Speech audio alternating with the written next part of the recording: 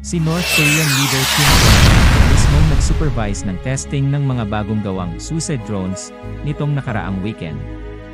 Ayon sa ulat ng state media noong Lunes, naglabas sila ng mga larawan na nagpapakita kay Kim na iniinspeksyon ang mga drone noong Sabado sa Drone Institute ng North Korea.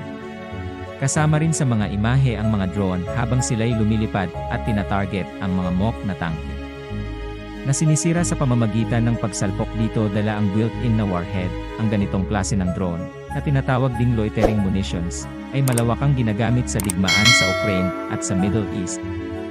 Dahil dito, hinikayat ni Kim ang mga eksperto na paunlarin pa ang artificial intelligence para sa mga unmanned vehicles at mag-focus na mas malawakang produksyon ng suicide drones, kabilang ang mga pwedeng gamitin sa ilalim ng tubig, pang-reconnaissance, at multi-purpose attack drones. Ayon sa Joint Chiefs of Staff ng South Korea, kanilang binabantayan ang mga galaw ng militar ng North Korea at handa sila sakaling may anumang provokasyon. Nang tanungin tungkol sa pagkakatulad ng ilang drone na ipinakita sa pagbisita ni Kim at sa mga drone na ginagamit at ginagawa ng Russia, sinabi ng isang tagapagsalita na kailangan pa ng mas malalim na pagsusuri.